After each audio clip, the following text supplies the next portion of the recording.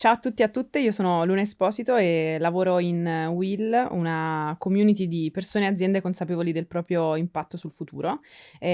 Oggi in questo podcast proveremo insieme ad Andrea Farè, che è mio ospite in questa puntata, a cercare di capire come sta cambiando il mondo del lavoro, come stanno cambiando le persone rispetto al mondo del lavoro e come possiamo provare a gestire nel migliore dei modi questo cambiamento.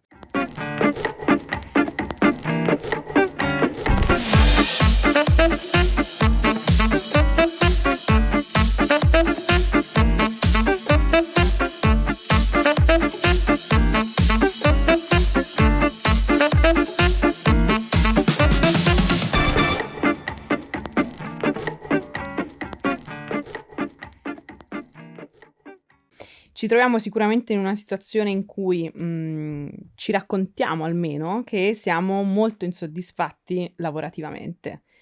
Quindi, oltre a chiederti di presentarti e a, diciamo, farmi capire un po' chi sei e come mai sei ospite in questa puntata, la prima domanda che diciamo che vorrei provare, a farti è: come mai siamo così insoddisfatti lavorativamente e se lo siamo davvero? Ciao Andrea. Ciao, innanzitutto grazie per l'invito. Mi chiamo Andrea Farè e lavoro in Copernicana, che è una piccola rispetto agli standard, diciamo, consulenziali generali, società di consulenza organizzativa.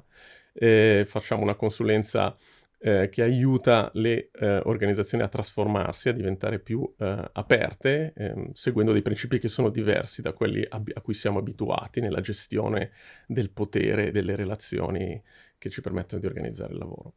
Ci occupiamo di consulenza ma anche di awareness su questi temi, toccando tanti fronti, quello dell'organizzazione aziendale in senso più puro, quello della definizione degli obiettivi, anche di diversity, equity e inclusion, tema in cui io non sono sicuramente il massimo esperto, ma ci sono dei colleghi molto più brillanti di me. Esistiamo dal 2019, quindi siamo una società, diciamo, relativamente nuova. Vado subito al tema su cui mi stimolavi. Dicevi, è vero che siamo insoddisfatti, partivi da questa domanda, no? Sì. Io direi, è vero, è verissimo, e questa cosa non è una sensazione, ma è testimoniata da dei dati oggettivi che vengono misurati periodicamente. C'è una società che si chiama Gallup, che pubblica periodicamente un report, e questo report dipinge una situazione abbastanza tragica dei livelli di soddisfazione e engagement. È una tragedia, se vogliamo, mondiale, ma che vede l'Italia tragedia nella tragedia anche all'interno del contesto europeo. I livelli di engagement dei lavoratori italiani sono all'8%, cioè l'8% delle persone è attivamente ingaggiata quando va al lavoro. Cosa vuol dire? Cosa intendo con attivamente ingaggiata?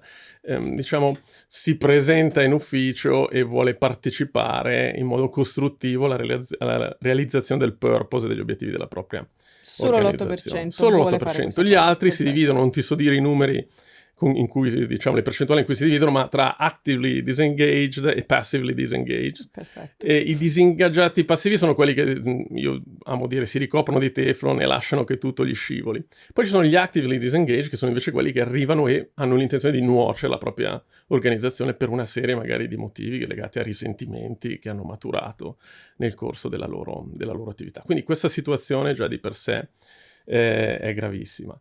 L'Italia poi ha dei dati particolari perché diciamo c'è la tristezza è molto forte, siamo ai primi posti per i livelli di tristezza, agli ultimi per i livelli di rabbia. Questo è interessante, no? Questa tristezza, questa disillusione non genera tanta rabbia, forse per Che però fa un motivi... po' paura, Fa un perché po' comunque la paura, sì, rabbia. perché forse aggrava la nostra situazione, Esatto. nel senso che noi siamo culturalmente abituati a sopportare tutto, no? Abbiamo questa sorta di resilienza, però bisogna capire se poi non tarpa anche la nostra energia Certo, non finisce magari in trasformativa. rassegnazione, tipo. Esatto. I manager, per esempio, sono le persone più ingaggiate, ma sono anche le più tristi in Ah, queste statistiche. Anche questo è un dato molto, molto interessante. Un dato che mi ha colpito molto sull'Italia è anche quello che siamo quelli che sentono maggiormente il bisogno di cambiare lavoro, quindi siamo ai primi posti, ma siamo tra gli ultimi rispetto all'avere fiducia che sia possibile trovarlo.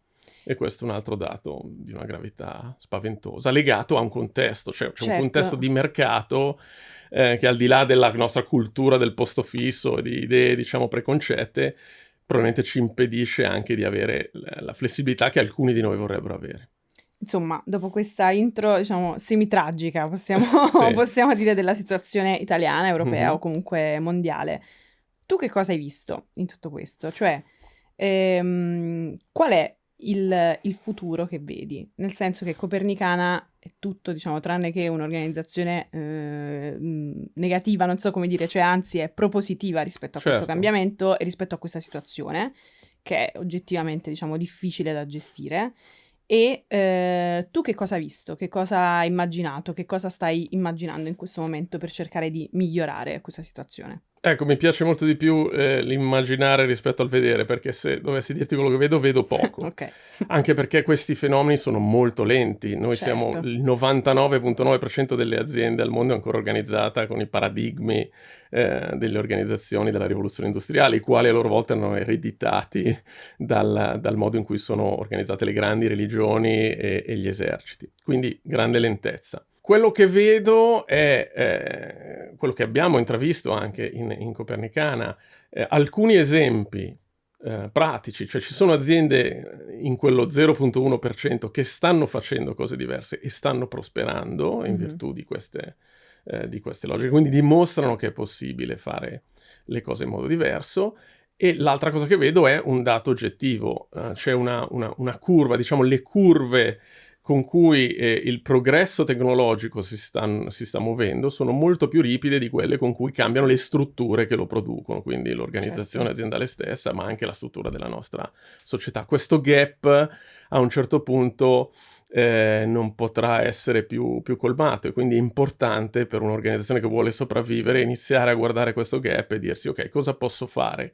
Subisco Certo. il contesto e darò la colpa al mercato, ai competitor se sono stati più bravi di me nel sopravvivere, oppure posso rimboccarmi le maniche e chiedermi agendo su questa tristezza, questo malcontento, questo disengagement, cosa posso fare per innescare l'intelligenza collettiva che è lì presente e latente all'interno della mia organizzazione per darle un edge rispetto alle altre. Quando noi ci siamo conosciuti, diciamo prima di questa conversazione, perché ovviamente ci siamo conosciuti prima, mi hai citato questo termine, diciamo, per lo più sconosciuto, diciamo, che è il termine olocrazia. Olocrazia, sì.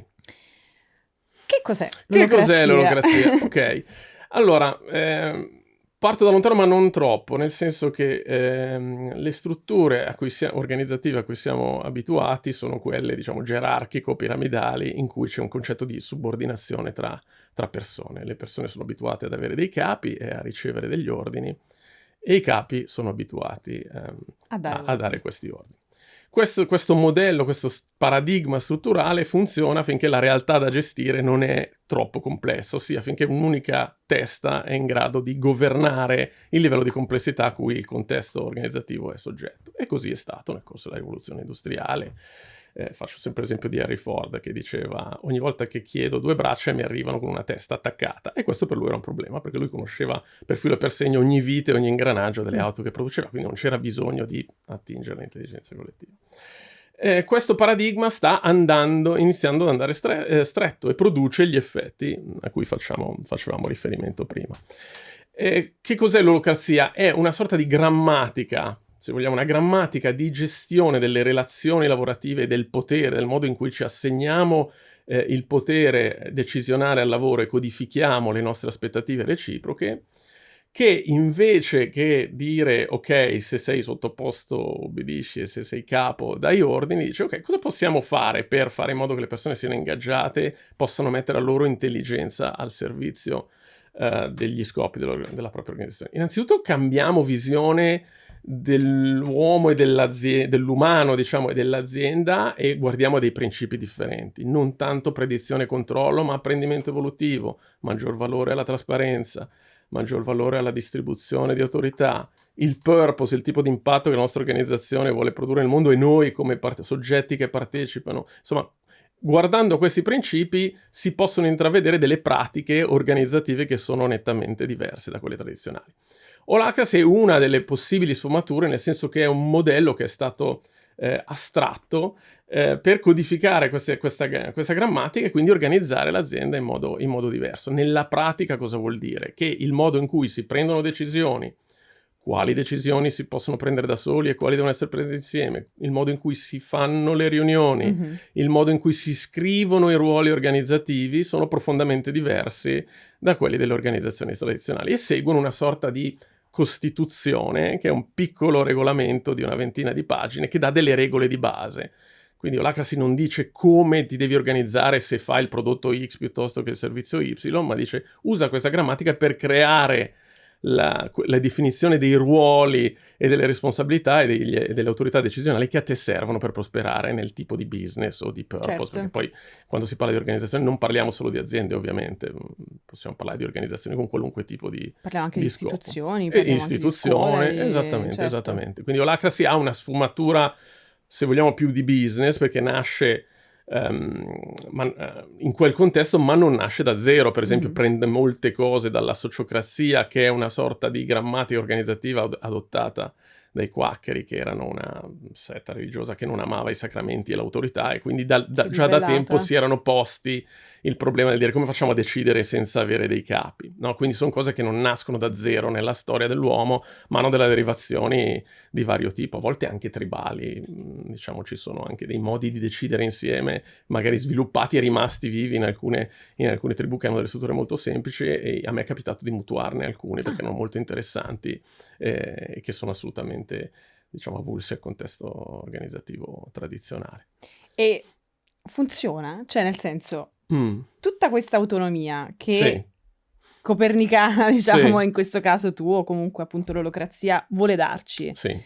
Io, per esempio, sono una dipendente, no? Cioè, sono una ragazza che lavora all'interno di un'azienda che sente assolutamente sua perché sono lì dal giorno zero, però tendenzialmente sono una dipendente, cioè, e a volte questa cosa mi fa comodo, no? Cioè io dico, i mesi in cui sono più stanca semplicemente seguo e mi va benissimo così, perché fuori dal lavoro devo decidere se comprare casa, decidere se lasciare il mio fidanzato, decidere se fidanzarmi, decidere se andare a vivere da Napoli, cioè devo decidere una quantità di cose che dico, piuttosto al lavoro almeno non devo decidere niente. Giustissimo. Siamo pronti o no per questa autonomia? Forse io direi che siamo pronti però... proprio per i motivi che citi tu. Innanzitutto mi hai detto che fuori dal lavoro hai dei livelli di autonomia che poi in fondo ha ognuno di noi, qualunque posizione occupi. Quindi abbiamo già nel DNA la capacità di esercitare questa autonomia. Poi ci troviamo al lavoro e tu mi hai fatto un discorso che riguarda molto anche la tua sicurezza, nel senso voglio poter rallentare ogni tanto senza che questo... Ma queste cose si possono codificare anche in un contesto di autonomia, nel momento in cui questa esigenza, per esempio noi in Copernicana abbiamo una componente di reddito che è fisso e che noi prendiamo anche se smettiamo di lavorare totalmente, che si chiama reddito di copernicanza, e che tariamo in funzione, diciamo, delle esigenze. Reddito di copernicanza. Sì, diciamo, parafrasando, diciamo, il famoso reddito di cittadinanza. Quindi il modo in cui ci paghiamo in realtà è legato alle attività che svolgiamo, ma nel caso smettessimo comunque percepiremmo, a fronte di un'attività minima, certo non ci aspettiamo che uno non faccia più niente per 6 mesi, a quel punto ci si chiede, no, perché sta lì. Ma questo per andare alla radice del problema che elencavi. Io credo che il tipo di autonomia che noi esercitiamo nel corso della nostra vita di membri di una società sarebbe automaticamente trasferibile ai contesti aziendali se non fossimo stati viziati e condizionati nel corso del nostro percorso educativo a credere che il babysitting sia la condizione naturale in cui il lavoratore deve vivere quando va al lavoro. E questa cosa è legata sia fisiologicamente al DNA organizzativo di tipo, insomma, dell'era industriale, ma anche al fatto che noi in famiglia veniamo educati, e il concetto di babysitting è ovviamente insito perché i genitori devono anche, diciamo, delimitare la nostra libertà per permetterci di sopravvivere, di superare i 5 anni. A scuola, purtroppo, e la scuola sarebbe il primo posto dove questo tipo di autonomia potrebbe essere messo a frutto in modo differente. Tant'è vero che esistono delle scuole, per esempio in Olanda le scuole sociocratiche, dove ai bambini e ai ragazzi viene fornito un livello di indipendenza anche nella definizione di ciò che andranno a fare, che gli interessa esplorare, che nelle istituzioni tradizionali, nelle nostre scuole, assolutamente non esiste. Quindi passiamo da quel tipo di scuola, poi il liceo, l'università. Quando arriviamo al lavoro siamo pronti a considerare il babysitting o il fatto che qualcuno decida per noi una condizione naturale, e quindi viviamo di questa eterna insoddisfazione. Poi magari ci rifugiamo, no? Il posto fisso, ne interpretiamo gli aspetti positivi, che sono la capacità di questo meccanismo di ridurre alcuni aspetti di variabilità a cui saremmo soggetti. Però di fatto questo poi si riflette nella mancanza di proattività, nella mancanza di stimoli, perché io dico sempre, le persone non possono essere empowerate da un soggetto terzo o stimolate, ognuno trova la sua motivazione, e per trovarla ha bisogno di alcune condizioni che la relazione capo-sottoposto sicuramente non abilita, o meglio, l'abilita ma è dipendente dallo stile di management del capo o della capa, e questa cosa non è un elemento strutturale, quindi alla fine dipende dalla fortuna di avere un capo piuttosto che un altro. La tua capacità di esprimere il tuo potenziale dipende da quella fortuna. Beh, siamo a posto, quindi. Quindi spero che tu sia fortunata nel tuo contesto, e allora va benissimo. Assolutamente fortunatissima, quindi da sempre fortunata, quindi ecco, devo fare le corna, che sono napoletana e ho una serie di scaramanzie da fare. Però la cosa interessante è anche il fatto, cioè io mi chiedo il perché trasformarsi, un po' l'abbiamo capito, no? Perché siamo insoddisfatti. Cioè siamo insoddisfatti, siamo tristi, qualcuno è arrabbiato, qualcuno... Però trasformarsi fa anche paura, e non sempre ci porta ad ottenere quello che noi abbiamo, diciamo, pensavamo appunto di ottenere. Quando tu parli di intelligenza collettiva è interessante, perché in realtà liberare l'intelligenza collettiva vuol dire anche appunto trasformare le organizzazioni. Però poi chissà, cioè liberi quell'intelligenza collettiva e poi cosa succede? Allora, cioè potremmo anche scocciarci di lavorare. Certo, questa tua riflessione ha diverse sfumature. Innanzitutto siamo abituati a una visione della realtà in cui, diciamo, c'è un'intelligenza superiore che occupa i vertici dell'organizzazione e prevede ciò che accadrà per gli altri, no? Quindi la nostra capacità di gestire l'incertezza è proprio manca a livello strutturale. C'è anche il discorso che il cambiamento, ovviamente, in contesti che sono tradizionali, deve essere innescato da logiche tradizionali, cioè le organizzazioni non sono democrazie in cui le persone decidono insieme e da domani siamo autonomi. Quindi ci vuole una sorta di livello di, diciamo, di illuminazione, di awareness di chi detiene il potere decisionale, che a un certo punto capisce che si può lavorare in modo differente. E quindi il cambiamento deve essere innescato. È anche vero che si pensa, ovviamente siamo così abituati a lavorare in strutture tradizionali, che pensiamo che l'auto-organizzazione, perché poi di fatto di auto-organizzazione, sia una polarità opposta, no? E quindi pensiamo alla auto-organizzazione, il centro sociale, ci vogliamo tutti bene, funziona così. E questa cosa è un modo in cui il sistema anche reagisce al suo stesso, alle sue ipotesi di cambiamento, dicendo ok, non vogliamo quella cosa lì, quindi ci teniamo il modo attuale. In realtà è possibile innescare l'autonomia, la proattività e l'intelligenza collettiva adottando dei meccanismi, e tu hai citato l'olocrazia, che di fatto sono molto, molto strutturati, e quindi non è vero che bisogna lavorare solo nell'implicito, cioè che auto-organizzazione è una cosa di relazioni personali e quindi bisogna avere una cultura di un certo tipo. Ci sono proprio dei modi codificati di decidere di fare le cose insieme. E quei modi poi, quando sono codificati, ti permettono di proteggere il sistema anche dalle distorsioni del singolo, no? Qual è il problema? Che le organizzazioni attualmente sono molto deboli dal punto di vista strutturale, e quindi per essere efficaci sono costrette a compensare nell'ambito dell'implicito, e quindi non so, lo stile di management, il manager o la manager illuminati sono quelli che fanno il successo e l'insuccesso dell'organizzazione. Ecco, questo genera una sorta di teoria, in realtà autoconfermatoria, in cui dobbiamo sempre cercare queste persone eccezionali, salvo poi avere meccanismi che non sempre sono molto virtuosi nel selezionarle, quelle persone, verso i vertici del potere in cui no.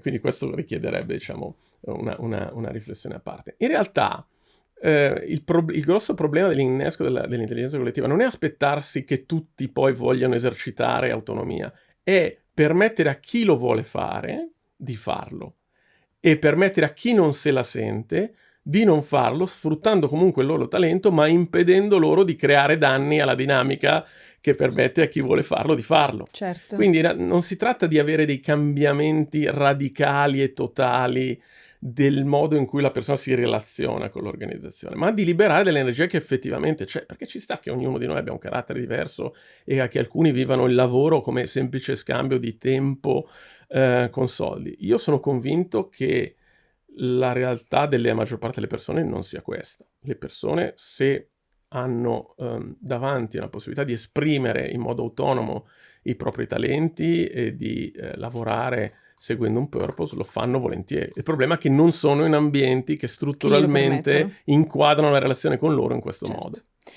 Per concludere, se tu dovessi dare un suggerimento, un elemento oggi ad un manager che ci sta ascoltando, a un dipendente che ci sta ascoltando, a un CEO, a una CEO, insomma, che cosa gli suggeriresti? Guarda, questa è una bella domanda perché diciamo mi piacerebbe dare più i suggerimenti che posso dare sono più utili al CEO o al manager, perché sono le persone che possono governare degli ambiti di sperimentazione. Quello che magari dico sempre... il mio sicuramente ci sta ascoltando. Perfetto, quindi... allora il messaggio è questo: non devi cambiare tutto per provare cose diverse. Puoi cambiare poco e questo cambiamento lo puoi fare, diciamo, orizzontalmente con alcune pratiche, oppure creare dei nuclei, se la tua organizzazione è molto grande, che sono in qualche modo separati dal resto e sperimentano queste cose. La separazione può anche essere semplicemente un progetto speciale in cui li metti a lavorare secondo nuove dinamiche. Quindi vorrei togliere dalla preoccupazione di chi detiene il potere il fatto che la trasformazione debba partire con approccio Big Bang. Mi dispiace che spesso, e io ho anche esempi clamorosi nella mia carriera di CEO che mi avevano chiamato, sono finito su giornali aziendali, la gente che ci darà il cambiamento, e poi in realtà il decisore stesso si è spaventato, no? Perché poi anche queste personalità forti si innamorano del cambiamento e dicono vabbè, partiamo, facciamo, e poi si accorgono che devono mollare anche un po' di potere, quindi vanno in crisi. Panico, sì. Come vale per i prodotti, esiste una curva di adozione dell'innovazione. Arriva una cosa nuova, alcuni pazzi comprano questi nuovi prodotti, li provano, gli scettici li guardano, a un certo punto cresce la massa delle persone. La stessa cosa è per il cambiamento organizzativo. Quindi se noi creiamo delle isole anche relativamente protette dalle dinamiche aziendali tradizionali, permettiamo alle persone di sperimentare, quelle persone, e poi mettiamo a disposizione delle persone questi nuovi modi di fare le cose, saranno loro a scegliere, a diffondere l'idea che queste cose si possono effettivamente fare e a creare quella sorta di, diciamo, di energia trasformativa. Purtroppo nei contesti di gestione del potere tradizionale a cui siamo abituati c'è poco da fare per chi non detiene un minimo di potere decisionale, no? Quindi ci sono, per carità, delle cose, dei modi che puoi, anche organizzando una riunione, se tu sai come strutturarla e facilitarla in un certo modo, anche da persona che non ha nessun potere, puoi creare un'esperienza diversa per i colleghi che insieme a te fanno qualcosa. Ma, diciamo, la leva trasformativa di questo semplice approccio sul totale dell'organizzazione rimane molto bassa. Quindi succede che spesso quando le persone che hanno sperimentato paradossalmente questi nuovi modelli organizzativi facciano molta fatica a ritornare nei contesti tradizionali, e siccome sono poche le aziende che si sono trasformate diventa quasi più difficile poi adattarsi quando hai visto un po', lasciami dire, la luce di queste nuove possibilità di organizzarsi e di gestire le relazioni. Però qualcuna c'è, quindi noi facciamo affidamento su quelle. Qualcuna c'è, e il nostro sforzo deve essere quello di invitare sempre più organizzazioni a provare ad avere una cultura sperimentale, che è poi quella che manca alle strutture anche della nostra società, che hanno lo stesso tipo di immobilismo aggravato dal fatto che le società, i paesi, le legislazioni non stanno su un mercato vero e proprio. Certo, lo stanno in qualche forma perché uno da cittadino di un paese può dire mi sposto in un paese che ha delle condizioni migliori, ma questa è una pressione competitiva ancora molto bassa per spingere la politica ad autoriformarsi. Grazie mille Andrea per questa chiacchierata e speriamo di ritrovare prestissimo la luce. Grazie. Grazie a te.